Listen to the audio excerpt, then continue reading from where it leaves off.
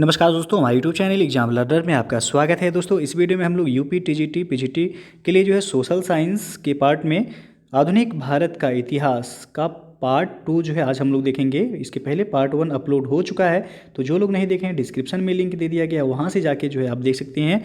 यह आपका पिछले वर्षों में पूछे गए आपका एनबीएस, उसके बाद जो है केबीएस, उसके बाद जो है जीआईसी, उसके बाद टीजीटी पीजीटी, ये सभी परीक्षाओं में जो है पूछे गए प्रश्न इसमें जो है शामिल किए गए हैं। तो दोस्तों वीडियो को लाइक शेयर आप कर दीजिएगा और चैनल को अभी तक आप सब्सक्राइब नहीं किए हैं तो चैनल को सब्सक्राइब कर लीजिएगा, साथ में बेल आइकन को प्रेस कर लीजिएगा, जिससे आने वाले अगले वीडियो का नोटिफिकेशन आपको पहले मिल जाए। और इसका पीडीएफ आपको हमारे टेलीग्राम चैनल पर मिल जाएगा, नीचे डिस्क्रिप्शन में टेलीग्राम का लिंक दे दिया गया, वहाँ से ज्वाइन करके आप पीडीएफ डाउनलोड कर सकते हैं। तो चलिए शुरू करते हैं। दोस्तों जो है अकेडमी पर आप यूपी के किसी भी जो है एग्ज़ाम की तैयारी करना चाहते हैं, जुड़ के आप तैयारी कर सकते हैं। और इसमें आपको अपनी पसंद के सभी शिक्षकों के साथ मोबाइल में किसी भी समय किसी भी जगह से अध्ययन कर सकते हैं। यदि आप लाइव किसी भी वीडियो को याद करते हैं तो आप अभी भी रिकॉर्ड रूप में वीडियो को देख सकते हैं। और सभी कक्षाओं के बाद आपको क्लास नोट्स दिए जाते हैं। प्रत्येक चौथा व्याख्यान एक शंका समाधान यानी कि डाउट सेशन का होता है, जिसमें चल रहे विषयों से संबंधित आपके डाउट को जो है क्लियर किया जाएगा। और इसमें की फीचर्स है जो आप देख सकते हैं। पर डे के हिसाब से आपको 17 रुपये जो है पड़ेगा। और उसमें आपको लाइव डाउट क्लियरिंग सेशन होगा, regular subject wise and mock test कराया जाएगा। Learn from faculty of your choice, अपने चॉइस के अनुसार आप फैकल्टी जो है सेलेक्ट कर सकते हैं। ईएमआई पेमेंट का भी ऑप्शन अवेलेबल है। तो आप जो है किसी अब कोर्सेज जो है आप देख सकते हैं अवेलेबल जो है अनअकैडमी पर। यूपीपीएससी के रिगार्डिंग यूपीपीसीएस का न्यू फाउंडेशन बैच आपका starting everyday Wednesday bye top UPPCS educators, यानी कि प्रत्येक बुधवार को यूपीपीसीएस के टॉप एजुकेटर्स द्वारा यूपीपीसीएस का बैच जो है यहाँ स्टार्ट होता है। और यूपीएसआई का बैच अवेलेबल है, बीईओ, आरओईआर, लेखपाल, ये सभी बैचेज जो है अवेलेबल हैं। और आप देख सकते हैं टॉप एजुकेटर्स द्वारा यूपीपीएससी और यूपी ट्रिपल एससी के एग्जाम के जो है प्रिपरेशन कराए जाते हैं। और इसमें यदि आप 1 मंथ का सब्सक्रिप्शन लेते हैं तो आपको 1400 रुपये पड़ेगा। 3 मंथ का सब्सक्रिप्शन लेते हैं तो 3500 रुपये। और जो है 6 मंथ का सब्सक्रिप्शन लेते हैं तो 5600। 12 मंथ यानी कि 1 साल का सब्सक्रिप्शन लेते हैं तो आपको जो है 7000 रुपये पड़ेगा। और यदि आप जो है 24 मंथ यानी कि 2 साल का सब्सक्रिप्शन लेते हैं तो 8400 रुपये पड़ेगा। यदि आप हमारा जो है रेफरल कोड यूज करेंगे एग्जाम लर्नर EXAMLEARNER, तो आपको जो है 10% का एक्स्ट्रा जो है डिस्काउंट मिल जाएगा। यानी कि आपको जो है 8400 में जो है आपको 10% की अतिरिक्त छूट मिल जाएगी, जिसमें आपको 7560 रुपये जो है देने पड़ेंगे यदि आप जो है 2 साल का जो है सब्सक्रिप्शन लेते हैं। तो इसके लिए सबसे पहले आपको क्या करना है, तो अनअकैडमी का लर्निंग ऐप इंस्टॉल करना होगा और आपको जो है लॉगिन करना होगा। बाकी जो है डिस्क्रिप्शन में आपको लिंक दे दिया गया है, वहाँ से जाके जो है आप चेक कर सकते हैं। दोस्तों इस वीडियो में हम लोग जो है ईस्ट इंडिया कंपनी और बंगाल के नवाब से जुड़े जो है प्रश्नों को देखेंगे। पहला प्रश्न है आपका कि 1756 में कलकत्ता पर पुनः अधिकार करने के लिए किसे समुद्र के रास्ते भेजा गया था। तो इसका सही जो आंसर हो जाएगा ऑप्शन ए, वाटसन को। जून 1756 में सिराजुद्दौला द्वारा फोर्ट विलियम घेर लिया गया था और 5 दिन के पश्चात उसने आत्मसमर्पण कर दिया। गवर्नर रॉजर ड्रेक तथा अन्य प्रमुख नागरिक जो है पृष्ठ द्वार से भाग निकले और नवाब कलकत्ता को मानिक चंद के हाथ देकर स्वयं मुर्शिदाबाद लौट गया था। जो ही कलकत्ता के पतन का समाचार मद्रास पहुंचा, वहां के अधिकारियों ने एक सेना जो कि उन्होंने फ्रांसीसियों के विरुद्ध युद्ध के लिए गठित की थी, कलकत्ता पर अधिकार के लिए भेज दिया। और कलकत्ता पर पुनः अधिकार के लिए वाटसन को समुद्र के रास्ते जो है भेजा गया था। तो यहाँ ये विकल्प आपका सही हो जाएगा। अगला प्रश्न है आपका कि सिराजुद्दौला के आक्रमण के समय कलकत्ता का गवर्नर कौन था। तो इसका जो सही आंसर हो जाएगा ऑप्शन ए से हो जाएगा ड्रेक। सिराजुद्दौला के आक्रमण के समय कलकत्ता का गवर्नर रॉजर ड्रेक, पूरा नाम क्या था इसका, तो पूरा नाम था रॉजर ड्रेक था। और अंग्रेजों को आंग्ल फ्रांसीसी युद्ध की आशंका थी, इसलिए उन्होंने कलकत्ता में फोर्ट विलियम की किलाबंदी कर ली तथा उसके परकोटे पर तोपें चढ़ा दी। अंग्रेजों ने घसीटी बेगम को प्रत्यक्ष रूप से समर्थन दिया तथा बंगाल के भगोड़ों को शरण दी। जब सिराजुद्दौला ने अंग्रेजों को इन जघन्य कार्यों से रोका तो उन्होंने टालमटोल की। जून 1756 में फोर्ट विलियम घेर लिया गया और 5 दिन के पश्चात उसने जो है आत्मसमर्पण कर दिया था और गवर्नर रॉजर ड्रेक तथा अन्य प्रमुख नागरिक जो है वह भाग निकले थे। नवाब कलकत्ता को मानिक चंद के हाथ देकर जो है स्वयं वह मुर्शिदाबाद को लौट गया था।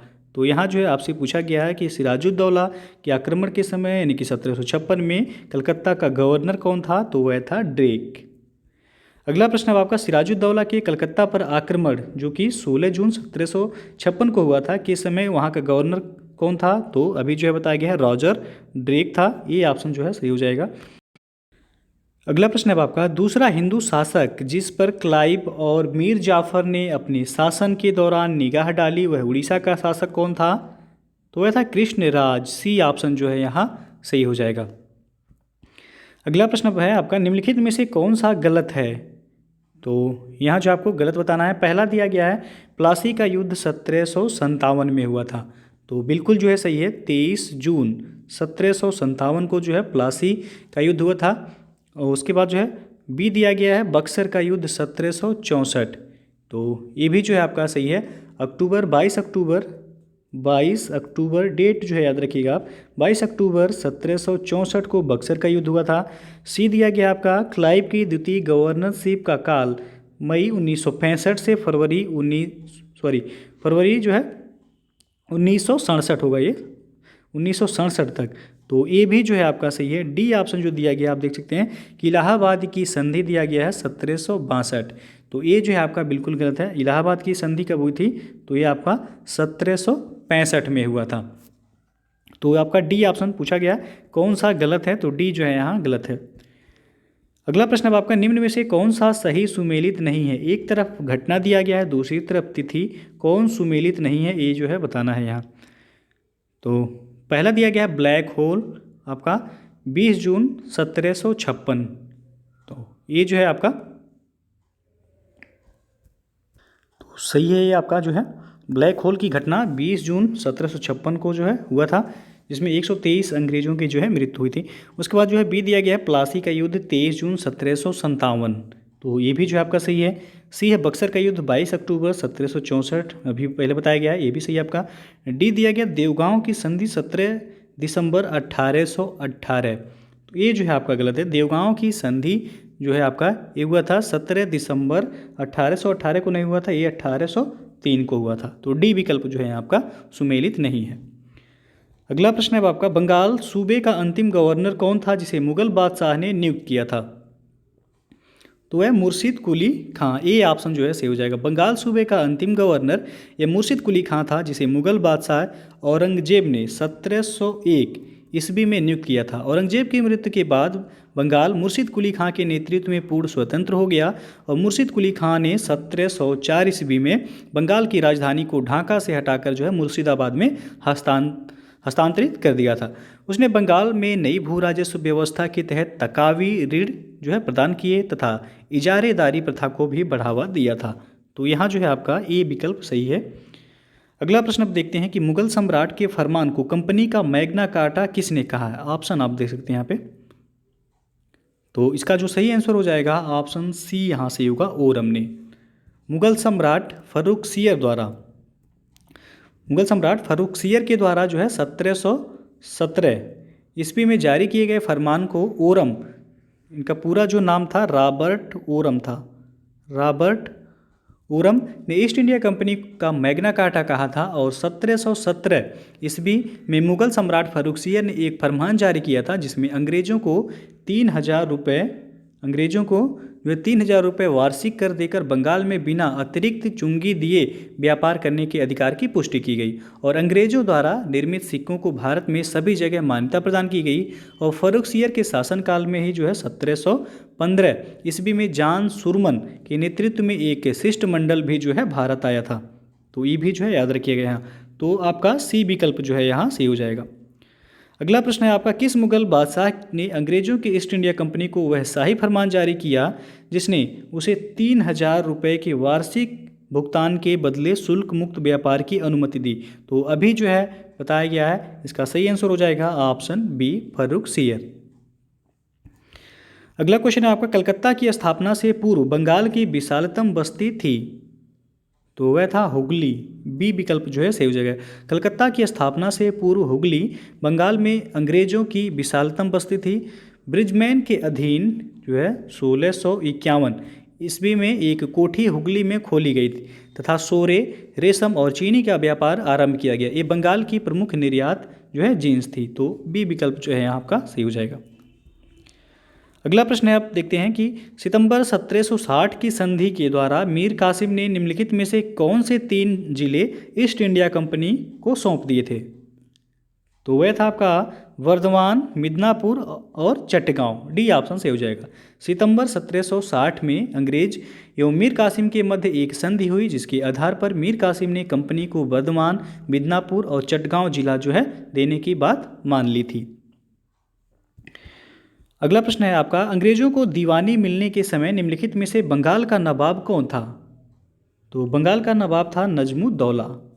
डी विकल्प जो है सही हो जाएगा। 12 अगस्त 1765 के इलाहाबाद की प्रथम संधि पर शाह आलम द्वितीय, बंगाल के नवाब नजमुद्दौला एवं क्लाइव ने हस्ताक्षर किए थे। इस संधि के अनुसार मुगल सम्राट शाह आलम द्वितीय ने 12 अगस्त के फरमान के जरिए बंगाल, बिहार और उड़ीसा की दीवानी कंपनी को दे दिया और इस प्रकार जब अंग्रेजों को बंगाल की दीवानी प्राप्त हुई उस समय यानी कि 12 अगस्त 1765 को बंगाल का नवाब नजमुद्दौला था। तो डी विकल्प जो है सही हो जाएगा यहाँ। अगला क्वेश्चन है आपका, अंग्रेजों ने आधुनिक कलकत्ता की स्थापना कब की थी? तो इसका सही आंसर होगा ऑप्शन सी, 1690 ईस्वी में। कासिम बाजार की फैक्ट्री के प्रमुख थे जाप चारनाक ने जो है अंग्रेज व्यापार केंद्र के लिए हुगली के स्थान पर सुतानाती जो कि कलकत्ता का एक स्थल है को चुना और इस तरह 1690 ईस्वी में जाप चारनाक ने अंग्रेज बस्ती के रूप में कलकत्ता की स्थापना की थी। प्रश्न भी पूछा जाता है कि कलकत्ता की स्थापना किसने की थी? तो जाप चारनाक ने जो है कलकत्ता की स्थापना की थी। अगला प्रश्न है आपका, अहमद शाह अब्दाली ने निम्नलिखित में से किस मुगल शासक के शासनकाल में सर्वप्रथम भारत पर आक्रमण किया था? तो वह था मोहम्मद शाह। ये ऑप्शन जो है सही हो जाएगा। अहमद शाह अब्दाली अफगानिस्तान के दुरानी वंश का था और प्रारंभ में उसने नादिर शाह के अधीन काम किया था। अपने स्वतंत्र शासन के दौरान उसने भारत पर कई बार आक्रमण किया। भारत पर सर्वप्रथम मुगल शासक मोहम्मद शाह के शासनकाल में यानी कि 1748 ईस्वी में अहमद शाह अब्दाली ने जो है आक्रमण किया था। तो ये विकल्प जो है सही हो जाएगा। अगला क्वेश्चन है आपका, क्लाइव ने एक व्यक्ति के जाली हस्ताक्षर का प्रयोग किया, वह था वाटसन। बी विकल्प जो है सही हो जाएगा। नवाब के विरुद्ध षड्यंत्र का अमीचंद द्वारा भंडाफोड़ की बात कहने पर जो है क्लाइव ने अमीचंद से समझौता कर लिया था और समझौते के 2 प्रारूप तैयार किए गए, एक सफ़ेद कागज जो कि असली प्रारूप था और लाल कागज नकली प्रारूप। अमीचंद के मांगों का उल्लेख केवल लाल कागज पर था, वाटसन ने केवल सफ़ेद कागज पर जो है हस्ताक्षर किया था और लाल प्रारूप पर क्लाइव ने वाटसन के नकली हस्ताक्षर बना दिए तथा उसे अमीचंद को जो है दे दिया था। तो बी विकल्प जो है यहाँ सही होगा। अगला क्वेश्चन है, बंगाल में ब्लैक होल की घटना किस नवाब के समय में हुई थी? तो इसका जो सही आंसर हो जाएगा ऑप्शन डी से हो जाएगा, सिराजुद्दौला के समय में हुआ था। ब्लैक होल की घटना ये आपका 20 जून 1756 को हुआ था। कब हुआ था? तो 20 जून 1756 को कलकत्ता में यह हुआ था। इस समय बंगाल का नवाब कौन था? तो सिराजुद्दौला। सिराजुद्दौला का शासनकाल जो था वह 1756 से लेकर के 1757 तक था।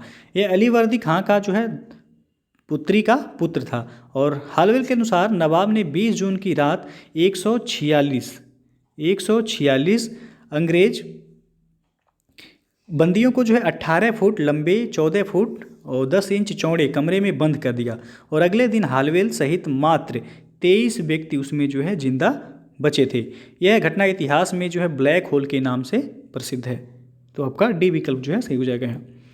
अगला क्वेश्चन आपका, कालकोठरी त्रासदी किसे बंदी बनाए जाने से संबंधित है? तो यह अंग्रेजों को जो है बंदी बनाया गया था, इसमें सी ऑप्शन जो है सही हो जाएगा। अगला प्रश्न अब देखते हैं कि कालकोठरी यानी कि ब्लैक होल की घटना कहाँ घटी थी? तो बताया गया है कलकत्ता में घटी थी। कब? तो 20 जून 1756 को।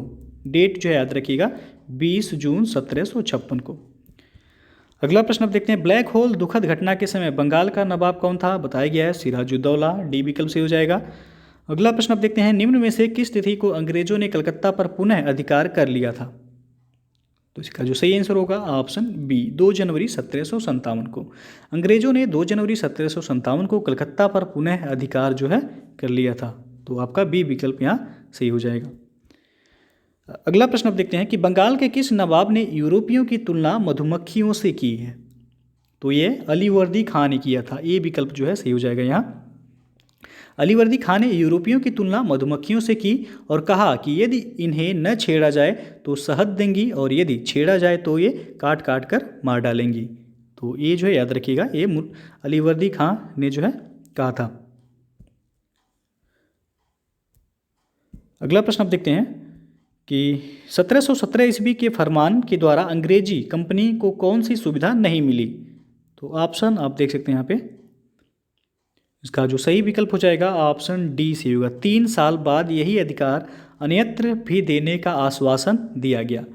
कंपनी के एक योग्य चिकित्सक विलियम हैमिल्टन, जिसने जो है सम्राट फारूकशियर को एक प्राणघातक फोड़े से निजात दिलाई थी, उसकी सेवा से खुश होकर के जो है 1717 ईस्वी में ईस्ट इंडिया कंपनी के लिए एक फरमान जारी किया, जिसके द्वारा जो पहला था कि बंगाल में कंपनी को 3,000 रुपये वार्षिक देने पर निःशुल्क व्यापार का अधिकार। दूसरा था कंपनी को कलकत्ता के आसपास भूमि किराए पर लेने का अधिकार। तीसरा था कंपनी द्वारा बम्बई की टकसाल से जारी किए गए सिक्कों को मुगल साम्राज्य में मान्यता। और चौथा था आपका सूरत में 10,000 रुपये वार्षिक कर देने पर निःशुल्क व्यापार का अधिकार प्राप्त होना। तो इसमें जो है आपका डी विकल्प जो है सही होगा। प्रश्न आपका था, आप देख सकते हैं यहाँ पे कि 1717 ईस्वी के फरमान के द्वारा अंग्रेजी कंपनी को कौन सी सुविधा नहीं मिली। तो पहला यानी कि ये ऑप्शन आपका जो है सही है, बी भी आपका सही है, सी भी सही है कि कलकत्ता के आसपास अतिरिक्त जमीन लेने की अनुमति मिल गई। डी विकल्प जो है यहाँ सही नहीं है। अगला जो प्रश्न है आपका, राज दरबार में भेजे गए ईस्ट इंडिया कंपनी के प्रतिनिधि के साथ कौन से सर्जन गए थे जो सम्राट फारूकशियर को उनके कष्टकारी रोग से मुक्त करने के लिए जो है प्रयासरत हुए। अभी जो है बताया गया हैमिल्टन। सी ऑप्शन जो है यहाँ सही हो जाएगा। अगला प्रश्न है आपका, बंगाल में मुक्त व्यापार का फरमान अंग्रेजों को प्राप्त हुआ था कब। तो यह 1717 ईस्वी में जो है प्राप्त हुआ था। डी विकल्प सही हो जाएगा। और किसके शासनकाल में, तो फारूकशियर। ये भी जो है याद रखिएगा। अगला प्रश्न है आपका, सिराजुद्दौला के उपरांत अंग्रेजों ने बंगाल का नवाब किसे बनाया। तो मीर जाफ़र को जो है इन्होंने बनाया। बी विकल्प सही हो जाएगा। प्लासी का युद्ध जो हुआ था आपका वह 23 जून 1757 को हुआ था, जिसमें सिराजुद्दौला के पराजय के बाद अंग्रेजों ने मीर जाफ़र को बंगाल का नवाब बनाया। इस उपलक्ष्य में उसने अंग्रेजों को उनकी सेवाओं के बदले 24 परगने, कितना, तो 24 परगने की जमींदारी से पुरस्कृत भी किया था। तो बी विकल्प सही हो जाएगा। अगला क्वेश्चन आपका, प्लासी के युद्ध में अंग्रेजों ने हराया था किसको। तो इसका जो सही आंसर हो जाएगा ऑप्शन सी, सिराजुद्दौला को। प्लासी का युद्ध बताया गया है 23 जून 1757 को हुआ था, जिसमें रॉबर्ट क्लाइव के नेतृत्व में अंग्रेजों ने बंगाल के नवाब सिराजुद्दौला को पराजित किया और युद्ध के परिणाम स्वरूप अंग्रेजों का पूरे बंगाल पर नियंत्रण हो गया था।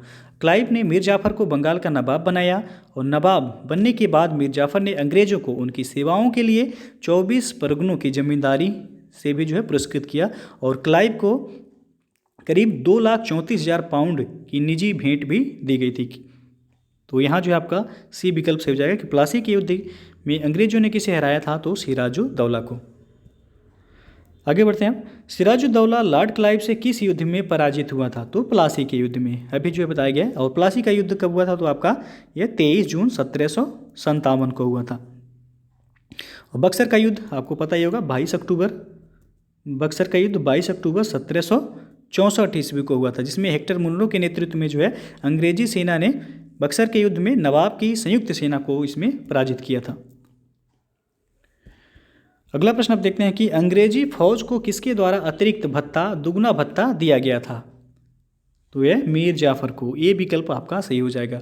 प्लासी की युद्ध में जो आपका 23 जून 1757 में विजय के पश्चात जो है क्लाइव ने 29 जून 1757 को मीर जाफ़र को बंगाल के नवाब के पद पर आसीन कराया और बंगाल का नवाबी प्राप्त करने के उपलक्ष्य में मीर जाफ़र ने कंपनी को जो है 24 परगने की जमींदारी तथा कंपनी सेना को अतिरिक्त भत्ता भी दिया था। तो ये विकल्प जो है सही हो जाएगा। अगला प्रश्न है अब आपका, सन 1757 में सिराजुद्दौला को पराजित किया था किसने।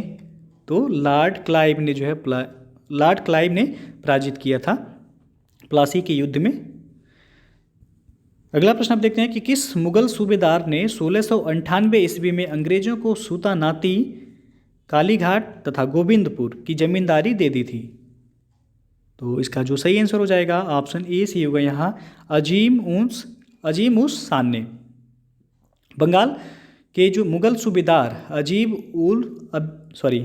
उस शान ने जो है 1698 में अंग्रेजों को सुल्तानाती, कलकत्ता तथा गोविंदपुर की जमींदारी सौंप दी, जिसके बदले में इन गांवों के मालिकों को 1200 रुपये देने पड़े थे और इंग्लैंड के सम्राट के सम्मान में इस किलाबंद व्यावसायिक प्रतिष्ठान का नाम फोर्ट विलियम जो है रखा गया था। तो यहाँ जो है ए ऑप्शन आपका सही हो जाएगा। अगला प्रश्न है आपका, बंगाल सेना के उच्च जातीय सिपाहियों को उच्च जातीय भाड़े के सैनिक किसने कहा था? तो इसका जो सही आंसर हो जाएगा ऑप्शन सी, चार्ल्स नेपियर ने कहा था। बंगाल सेना के उच्च जातीय सिपाहियों को उच्च जातीय भाड़े के सैनिक यह जो है चार्ल्स नेपियर ने कहा था। अगला प्रश्न आप देखते हैं कि जब प्लासी का युद्ध 1757 ईस्वी में अपने चरम पर था तो कौन सिराजुद्दौला का साथ छोड़कर लॉर्ड क्लाइव के अधीन अंग्रेजों से जा मिला था? तो ऑप्शन आप देख सकते हैं यहाँ पे। तो इसका जो सही आंसर होगा ऑप्शन बी से हो जाएगा, मीर जाफर। प्लासी का युद्ध आपको पता ही होगा 23 जून 1757 को हुआ था। उस समय जो है लॉर्ड क्लाइव ने कूटनीति का सहारा लिया था। नवाब के विरुद्ध षड्यंत्र में नवाब का प्रधान सेनापति था मीर जाफर, और उसमें जो है यार लतीफ़, दीवान राय दुर्लभ, बंगाल का एक जो है प्रभावशाली साहूकार भी उसमें शामिल था, जगत सेठ तथा अमीर चंद एक जो है बिचौलिए के रूप में शामिल थे। और मीर जाफर ने सिराजुद्दौला को पीछे हटने को कहा था तथा नवाब 2000 घुड़सवारों सहित मुर्शिदाबाद लौट गया। इस प्रकार मीर जाफर ने पद की लालसा में राष्ट्र से गद्दारी की थी और युद्ध के बाद कंपनी को 24 परगने की जमींदारी भी जो है प्राप्त हुई थी। तो यहाँ जो है बी विकल्प आपका सही हो जाएगा। अगला जो प्रश्न है आपका कि ईस्ट इंडिया कंपनी को शाह आलम द्वारा बंगाल, बिहार और उड़ीसा की दीवानी कब प्राप्त हुई? तो यह 12 अगस्त 1765 ईस्वी को, बी विकल्प जो है सही हो जाएगा। इलाहाबाद की दूसरी संधि जो हुआ था वह आपका अगस्त 1765 में हुआ था। प्रश्न भी पूछा जाता है कि इलाहाबाद की संधि कब हुई थी, तो आप जो है 1765 जो है टिक करेंगे। इलाहाबाद की दूसरी संधि के अनुसार जो है शाह आलम को अंग्रेजी संरक्षण में ले लिया गया था, उसे इलाहाबाद में रखा गया और इलाहाबाद तथा कड़ा के जो क्षेत्र नवाब ने छोड़ दिए थे शाह आलम को मिले थे। 12 अगस्त 1765 के अपने फरमान द्वारा मुगल बादशाह शाह आलम द्वितीय ने कंपनी को बंगाल, बिहार तथा उड़ीसा की दीवानी अस्थायी रूप से दे दी, जिसके बदले कंपनी द्वारा सम्राट को 26 लाख रुपये दिया जाना था तथा निजामत व्यय के लिए कंपनी को 53 लाख रुपये देना था। और इस समय Robert Clive east India company का बंगाल का गवर्नर था। तो यहाँ जो है आपका बी विकल्प सही हो जाएगा। आपको बता दें कि क्लाइव ने जो है इंग्लैंड में जाकर के जो है आत्महत्या वह कर लिया था। अगला प्रश्न है आपका, रॉबर्ट क्लाइव ने मुगल शासक से बंगाल, बिहार और उड़ीसा की दीवानी किस वर्ष स्वीकार की थी? तो अभी जो है बताया गया 1765 ईस्वी में, बी विकल्प जो है सही हो जाएगा यहाँ। तो दोस्तों जो है ये था आपका आधुनिक भारत के इतिहास का पार्ट 2। इसके पहले जो है पार्ट 1 वह अपलोड हो चुका है, डिस्क्रिप्शन में लिंक आपको मिल जाएगा, वहाँ से आप देख सकते हैं। तो वीडियो यदि पसंद आया हो तो लाइक शेयर कर दीजिएगा और चैनल को अभी तक आप सब्सक्राइब नहीं किए हैं तो चैनल को सब्सक्राइब कर लीजिएगा, साथ में बेल आइकन को प्रेस कर लीजिएगा, जिससे आने वाले अगले वीडियो का नोटिफिकेशन आपको पहले मिल जाए। इसके बाद जो वीडियो जो है आधुनिक भारत के इतिहास का आएगा, उसमें हम लोग जो है मराठा राज्य से जुड़े प्रश्नों को जो है देखेंगे। तो वीडियो को पूरा देखने के लिए बहुत बहुत धन्यवाद। दोस्तों जो है अकेडमी पर daily dose of current affairs Nirmesh Kumar sir के द्वारा जो है डेली मॉर्निंग में 8 AM पर, डेली मॉर्निंग में जो है आपका 8 AM पर एक क्लास जो है कराया जाता है। एक क्लास बिल्कुल आपका फ्री ऑफ कॉस्ट है, इसके लिए कोई जो है चार्ज आपको नहीं देना है। डिस्क्रिप्शन में लिंक दे दिया गया है, आप वहाँ से चाहें तो जो है चेक कर सकते हैं। और डेली मॉर्निंग में एक क्लास करंट अफेयर्स का कराया जाता है। तो यदि आप यूपी, PSC या फिर जो है अदर किसी भी एग्जाम की तैयारी कर रहे हैं तो करंट अफेयर्स का एक क्लास जो है आपके लिए महत्वपूर्ण है। आप जो है 8 बजे डेली ज्वाइन कर सकते हैं।